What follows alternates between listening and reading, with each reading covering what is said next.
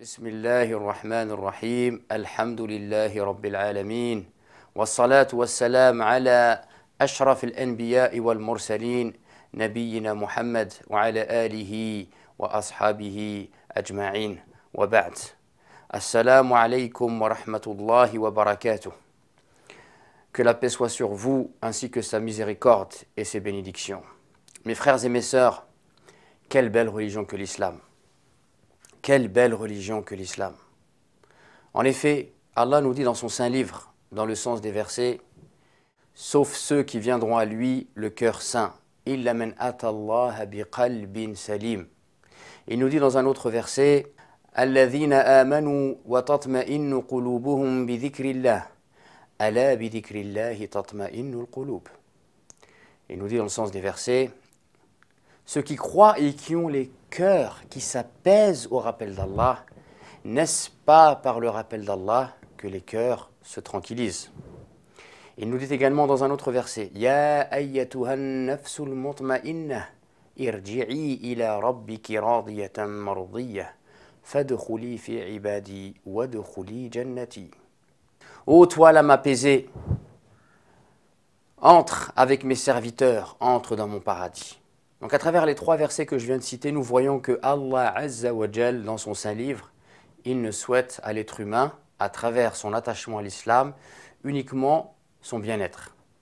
Alors dans les versets que j'ai cités, il est question d'un bien-être dans une vie qui précédera cette vie ici-bas, mais également Allah Azza wa Jal nous propose par l'attachement à l'islam le bonheur ici-bas. Il nous dit dans le sens des versets, من عمل صالحا من ذكر أو أنثى وهو مؤمن فلنحيينه حياة طيبة.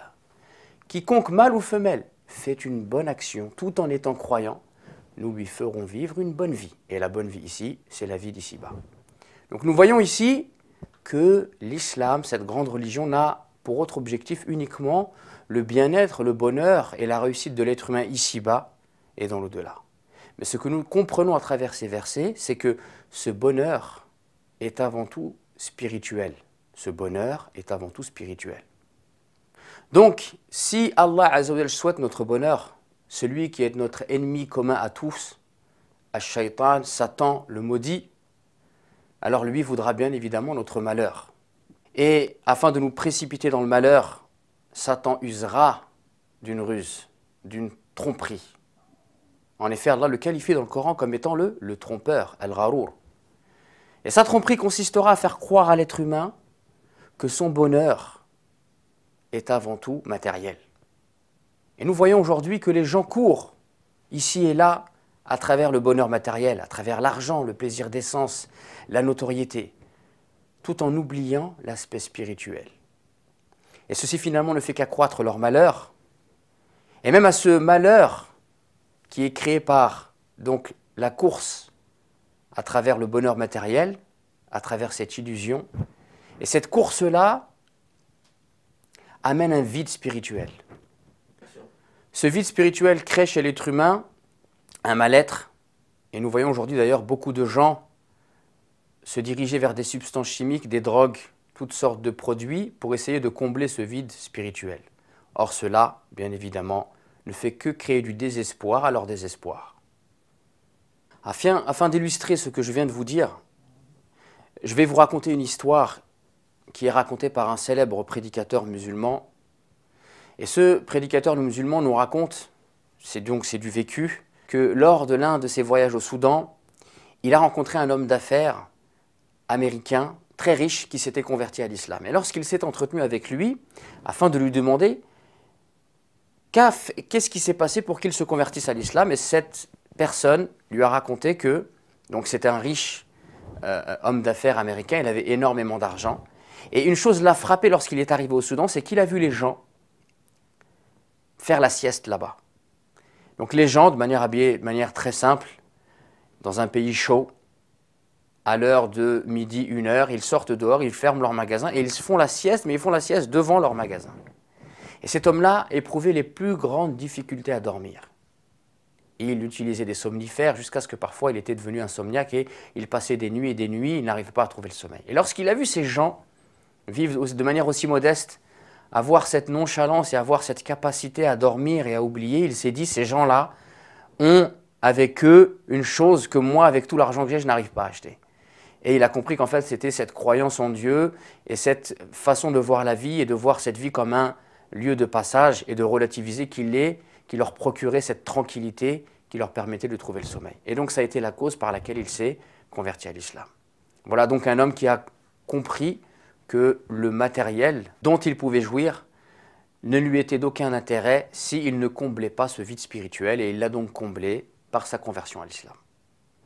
Satan donc nous trompe sur nous-mêmes. Il nous trompe sur nous-mêmes. Il nous fait oublier notre aspect spirituel et il nous fait focaliser sur notre aspect corporel, car l'être humain est à la fois un être spirituel et un être corporel.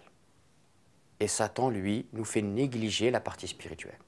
Un poète arabe nous dit « Ya khadim al-jismi, kam tas'a li khidmatihi, ata'abta nafsaka bima fihi al-khusran, aqbil ala al-nafs, wastaqmil fada'ilaha, fa innaka anta bi nafsi, la bi jismi insan. » Donc ce poète arabe nous dit « Ô toi qui te préoccupes de ton corps, de ton apparence extérieure, que d'efforts fais-tu pour une chose qui va périr? Mais tourne-toi plutôt vers ton âme et essaye de parfaire ses qualités, car c'est avant tout par l'âme et non par le corps que tu es un être humain. » Donc, on voit à travers ces magnifiques vers de poésie que l'être humain est avant tout une âme, avant d'être un corps. Et bien évidemment, l'islam nous enseigne à donner à chaque partie de l'être humain son droit afin de trouver un équilibre entre l'âme et le corps. Et Satan, lui, nous fait oublier cette partie de nous qui est notre âme. Et en nous trompant sur nous-mêmes, en nous faisant oublier notre âme, en réalité, il nous trompe sur Allah. En réalité, il nous trompe sur Allah. En effet, Allah nous dit dans le sens des versets, il nous dit dans le Saint-Coran, « Sanurihim ayatina fil afaqi wa fi anfusihim hatta yatabayyana lahum annahu al-haq. » Nous leur ferons voir nos signes dans l'horizon et en eux-mêmes, jusqu'à ce qu'ils s'aperçoivent que c'est la vérité. Donc, le fait de méditer et de connaître son âme, c'est une voie vers laquelle on va arriver à la connaissance du Seigneur. Et d'ailleurs, le grand imam Ibn al-Qayyim al-Jawziyya nous dit dans un de ses ouvrages, Al-Fawaïd, dans un chapitre, « Celui qui ne connaît pas son âme ne connaît pas son Seigneur. » En effet, Shaitan nous trompe également sur notre âme, car tromper l'homme sur son âme et le détourner de l'éducation spirituelle, c'est une voie vers laquelle il va affaiblir la communauté musulmane. En effet, Allah nous dit, قال الله تعالى إن الله لا يغير ما بقوم حتى يغيروا ما بأنفسهم. Allah ne change pas l'état d'un peuple jusqu'à ce que ceux-ci modifient ce qu'ils ont en eux-mêmes. À savoir que la communauté musulmane ne sera forte que chaque membre composant cette communauté se préoccupe de son éducation spirituelle. Donc en détournant les musulmans de leur éducation spirituelle, c'est affaiblir la communauté musulmane. Il y a donc maintenant une question qui s'impose à nous. Qui suis-je? Qui suis-je? Et répondre à cette question, c'est se préserver d'un des plus grands pièges de Satan, le trompeur. Qui suis-je? Eh bien, nous allons tenter maintenant, à travers le livre d'Allah et la sunna du prophète Muhammad sallallahu alayhi wa sallam, de répondre à cette question. Dans le Coran, dans le livre d'Allah azza wa jal, Allah Ta'ala nous parle de la connaissance de soi. Il nous donne des éléments afin que nous puissions nous connaître. Il nous dit notamment وَنَفْسٍ وَمَا سَوَّاهَا فَأَلْهَمَهَا فُجُورَهَا وَتَقْوَاهَا قَدْ أَفْلَحَ مَنْ زَكَّاهَا وَقَدْ خَابَ مَنْ دَسَّاهَا. Il nous dit dans le sens des versets, par l'âme est celui qui l'a harmonieusement façonné, qui lui a inspiré sa perversité ainsi que sa piété, a certes réussi celui qui la purifie et a certes perdu celui qui la corrompt. Donc dans ces magnifiques versets, Allah Azza wa Jalla nous informe qu'il a créé l'être humain, et il jure d'ailleurs par cette âme qui est quelque chose de grandiose. Il jure, Allah Azza wa Jalla, qu'il a créé l'être humain et qu'il lui a donné un équilibre harmonieux entre des mauvais penchants et des bons penchants. Voilà une information étonnante. Allah Azza wa Jal nous informe qu'il nous a créés suivant un équilibre savant, et qu'il y a mis donc chez l'être humain des mauvais penchants et des bons penchants, des qualités et des défauts. Et il nous informe que réussira celui qui se purifiera. Celui qui se purifiera, c'est-à-dire en se tournant vers Dieu, alors il réussira à vaincre ses mauvais penchants et à développer ses bons penchants. Par contre, celui qui se détournera d'Allah Azza wa Jal, alors il corrompra son âme et il laissera libre cours à ses mauvais penchants, et ses mauvais penchants et ses défauts prendront le dessus sur lui, et il sera ainsi dans la perdition. De là, nous pouvons déduire que l'être humain a forcément des défauts, l'être humain a forcément parfois peut-être des mauvaises intentions, des mauvaises pulsions, et il doit les accepter, ça fait partie de lui. Et il doit en prendre conscience. D'ailleurs, il y a cette célèbre parole d'un compagnon du prophète qui disait إذا أراد الله بعبد خيرا فقهه في الدين وزهده في الدنيا وبصره بعيوب نفسه. Donc ce compagnon disait, lorsque Allah veut du bien à un serviteur, il lui donne la compréhension de la religion. Il fait de lui un ascète, à savoir que c'est quelqu'un qui dans son cœur n'a pas d'attachement aux richesses de ce bas monde.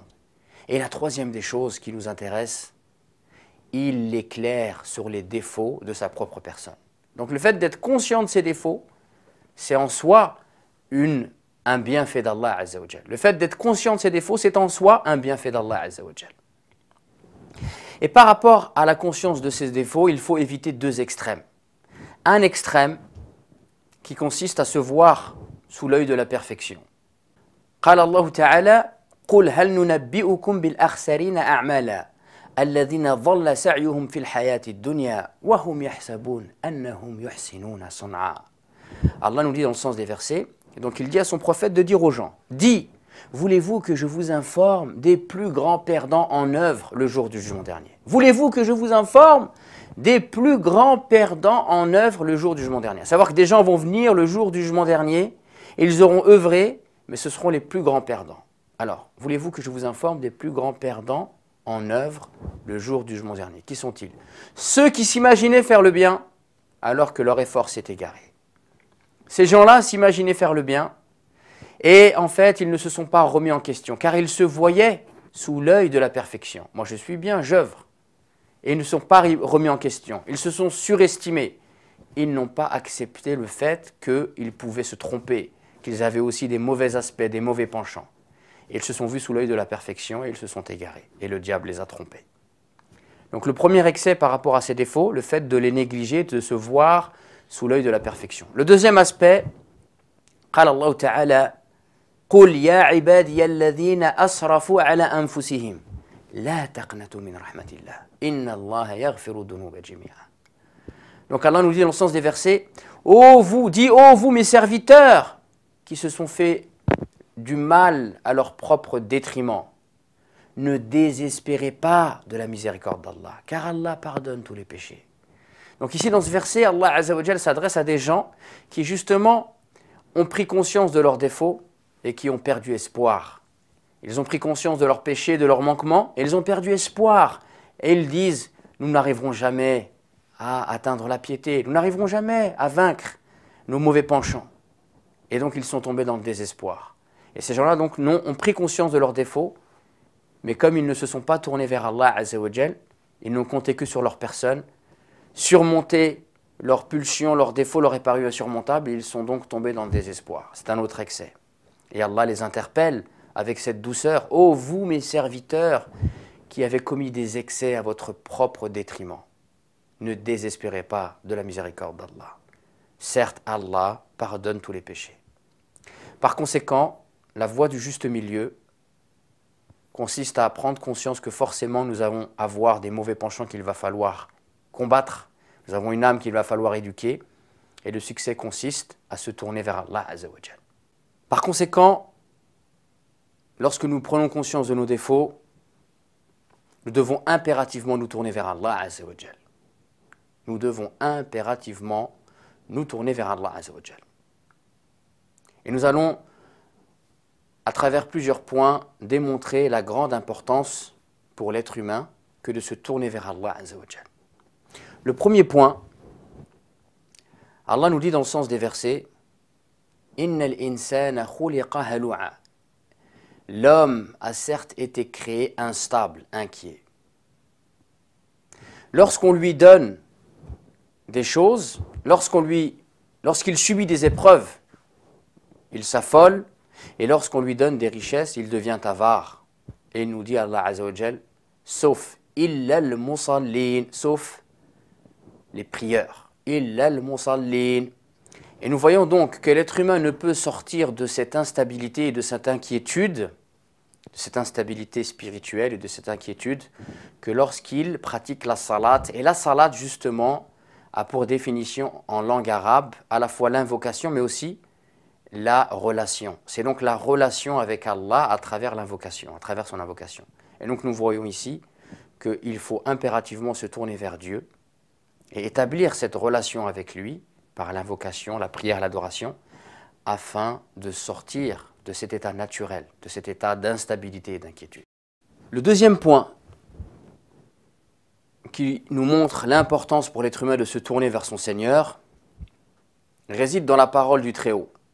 قال الله تعالى يا أيها الذين آمنوا استجيبوا لله وللرسول إذا دعاكم لما يحييكم واعلموا أن الله يحول بين المرء وقلبه وأنه إليه تحشرون. Donc Allah nous dit dans le sens des versets, ô ceux qui croyaient, répondez à l'appel d'Allah et de son messager lorsqu'il vous appelle à ce qui vous donne la vraie vie. Et sachez qu'Allah s'interpose entre l'homme et son cœur, et que c'est vers lui que vous serez rassemblés. Ici, dans ce verset, les commentateurs ont apporté beaucoup de définitions à ce qui vous donne la vraie vie.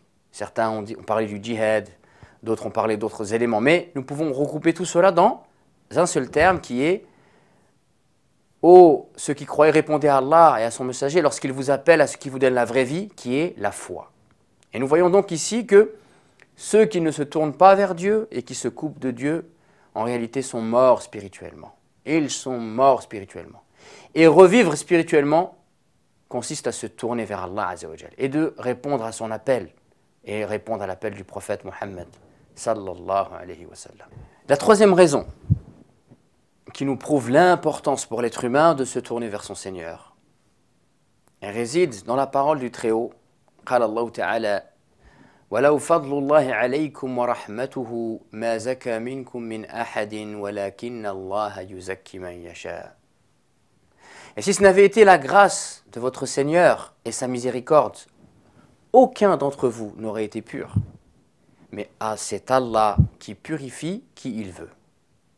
Nous déduisons de ce verset qu'en réalité, il n'est pas possible à l'être humain de se purifier, de se parfaire, de se libérer de ses mauvais penchants, si ce n'est en se tournant vers Allah Azza wa Jal.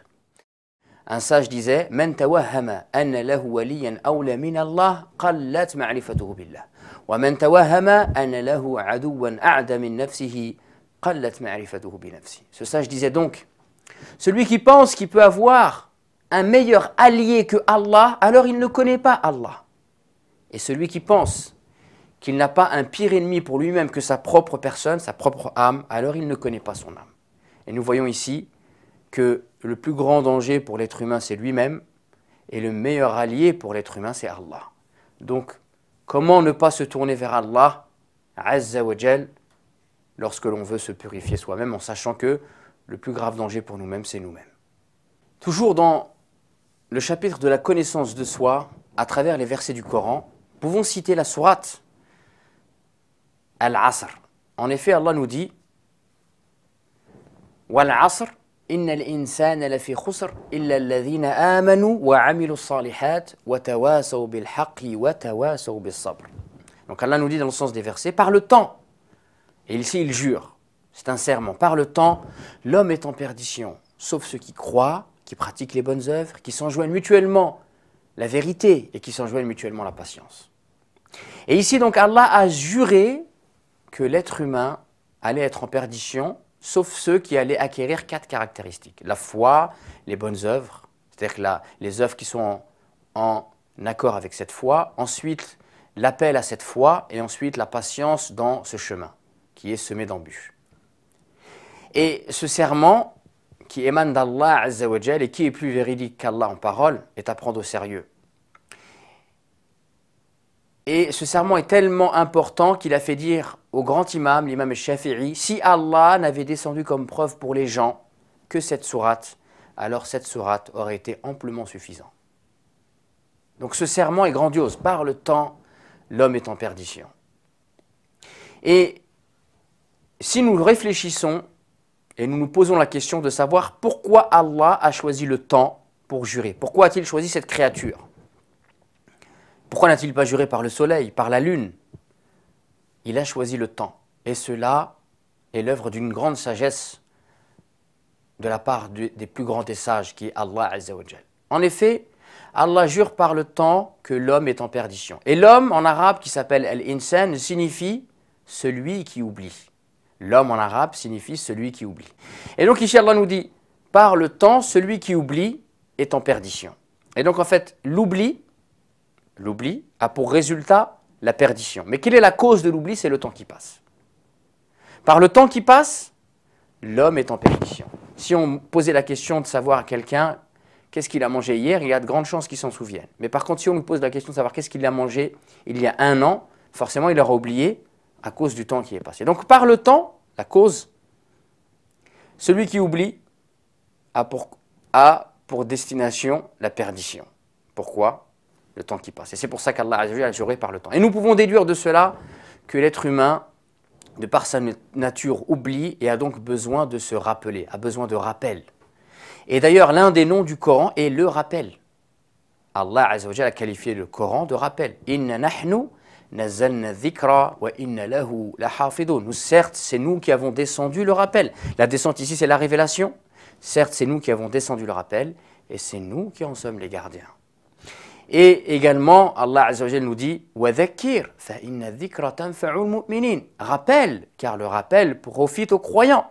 Donc le croyant, aussi croyant soit-il, de par sa nature, il oublie, et s'il n'organise pas son temps pour faire des rappels, alors il oubliera, et petit à petit, il prendra la route de la perdition, qu'Allah nous en préserve. Nous avons donc tenté de répondre à la question « Qui suis-je » à travers quelques versets du Coran. Nous avons vu que l'être humain avait été créé par Allah, et Allah a créé cet être humain suivant un savant équilibre entre des bons penchants et des mauvais penchants, et que pour pouvoir s'élever spirituellement et se corriger ses mauvais penchants et s'en débarrasser, il fallait se tourner vers Allah Azza wa Jal. Nous avons vu également que l'être humain, de par sa nature, avait tendance à l'oubli, et que par conséquent, il avait besoin de se rappeler constamment ce pourquoi il a été créé. En effet, Allah nous dit وَذَكِّرْ فَإِنَّ الذِّكْرَ تَنْفَعُ الْمُؤْمِنِينَ وَمَا خَلَقْتُ الْجِنَّ وَالْإِنسَ إِلَّا لِيَعْبُدُونَ. Rappel, car le rappel profite aux croyants. Je n'ai créé les hommes et les djinns que pour qu'ils m'adorent. Nous savons qu'Allah nous a créés que pour l'adorer, mais pourtant nous l'oublions. Nous avons besoin sans cesse de nous en rappeler. Maintenant, nous allons tenter de voir, à travers un événement grandiose de la vie du prophète Mohammed sallallahu alayhi wa sallam, comment lui-même, que la prière et la paix soient sur lui, il a eu besoin de répondre à cette question, qui suis-je? En effet, comme vous savez, le prophète se retirait dans la grotte de Hira afin de méditer. Et c'est lors de ces méditations que Allah Azza wa Jal lui a révélé les premiers versets du Coran. Ces premiers versets du Coran dans lesquels il est dit « Iqra bismi rabbika alladhi khalaq » « Lis au nom de ton Seigneur qui t'a créé. » Et lorsque le prophète a reçu ces versets du Coran, pour la première fois, il n'a pas compris ce qui lui arrivait. Il a été affolé. Il est retourné vers sa femme Khadija. Et il s'est enveloppé. Par la suite même, il a douté de lui. Il est monté sur une montagne, il voulait se suicider, il voulait sauter de la montagne, et c'est Jibril alayhi salam qui apparaissait devant lui et qui lui disait « Tu es l'envoyé de Dieu, tu es l'envoyé de Dieu ». Donc le prophète alayhi salam, lorsqu'il a reçu la révélation, il est passé par une phase de doute. Il est passé par une phase dans laquelle il s'est demandé « Qui suis-je? Qu'est-ce qui m'arrive? Est-ce que je ne suis pas devenu fou ?» Et le prophète donc n'a pu réaliser ce qu'il a réalisé de grandiose que après avoir compris qu'il était le messager d'Allah. et que ce qu'il recevait était la parole d'Allah Azza wa Jal. Et d'ailleurs, les premiers versets qu'il a reçus, lis au nom de ton Seigneur, qui signifie donc la lecture, mais certains savants ont expliqué que cette lecture, elle peut avoir plusieurs sens. En effet, nous savons tous que le prophète ne savait pas lire. Donc Allah va-t-il demander à son prophète qui ne sait pas lire de lire? Alors que nous savons que Allah ne cherche pas une âme au-dessus de sa capacité. La yukallifu Allahu nafsan illa was'aha. Allah ne cherche pas une âme au-dessus de sa capacité. Et d'ailleurs, lorsque le prophète, on lui a demandé de lire, qu'a-t-il répondu? Je ne sais pas lire. En fait, ici, les savants ont expliqué que Iqra pouvait avoir une autre signification, le fait de lier. D'ailleurs, lorsque nous lisons, en fait, nous faisons le lien entre toutes les lettres. Et dans la langue arabe, lorsqu'il y a la lettre Qaf, Ra et Ya ou Hamza, cela signifie le fait de lier, de rassembler. Nous appelons par exemple un endroit où les gens sont réunis, Al-Qarya. Voilà, une petite ville, un petit village où les gens sont réunis, on appelle ça Al-Qarya. Qa, Ra, Ya, Iqra, ou Al-Hamza en arabe. Donc, en fait, lorsque ces versets sont descendus, rappelez-vous, le prophète était dans un état de méditation.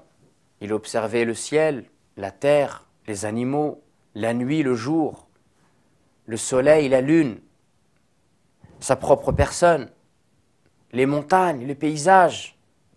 Et en fait, Allah Azza wa Jal lui disait, fais le lien entre tout ça. Fais le lien entre tout ça et leur créateur. Et c'est en cela que se signifie la parole, Iqra bismi rabbika alladhi khalaq. Lis tout ça au nom de ton Seigneur qui a tout créé. Fais le lien entre tout ça et entre ta propre personne. Et en fait, ces versets sont venus répondre à la question du prophète. Qui suis-je dans cet univers? Je suis une créature d'Allah Azza wa Jal. Et d'ailleurs, méditons ensemble, le prophète, qu'a-t-il fait? Il s'est enveloppé dans un manteau, il s'est enveloppé dans un drap. Il a eu besoin de se recentrer sur lui pour comprendre ce qui lui arrivait. Et c'est que lorsqu'il a répondu à cette question, qui suis-je, une créature d'Allah, qui a besoin d'une relation avec Allah, qu'il a pu se libérer de son manteau, qu'il a pu se libérer de ce drap et aller à l'encontre des gens et appeler les gens à la religion d'Allah. Donc mes chers frères et mes chères sœurs, d'apprendre à se découvrir, d'apprendre à se connaître est très très très important. Il permet de savoir quelle voie nous devons emprunter. Et la connaissance spirituelle, la connaissance de soi, à travers le Coran et à travers les hadiths du prophète Mohammed sallallahu alayhi wa sallam, est une sunna prophétique, comme nous venons de le démontrer. Donc ce qui a inspiré ce que vous venez d'entendre est un séminaire auquel j'ai participé de notre sœur bien-aimée Myriam Lakhdar al-Bounamcha, qui organise donc des séminaires qui ont pour titre « À la découverte de ma personnalité ». Dans ce séminaire, elle présente un outil qui s'appelle l'énéagramme. Et donc, elle présente cet outil qui permet de se connaître soi-même. Et en même temps, elle propose donc, en fonction de notre type de personnalité, une éducation spirituelle qui permettra à la personne de s'épanouir. Donc moi-même, j'ai participé à ce séminaire avec mon épouse. Et je dois dire qu'il a été très profitable. Et donc, je vous recommande vivement vous aussi de participer à ce séminaire si vous en avez l'occasion. Et surtout de découvrir l'outil qu'est l'énéagramme avec des musulmans qui vous le présenteront d'une manière qui plaît à Allah Azza wa Jal, car l'énéagramme dépourvu d'éducation spirituelle n'a pas grand intérêt. Et c'est pour cela que je vous recommande vivement de vous intéresser notamment au livre de Myriam Lakhdar sur le développement de soi et également à son séminaire qu'elle propose ici et là à travers le site Hamid et Halima. Vous pourrez avoir des informations concernant le séminaire. Barakallahu fikum.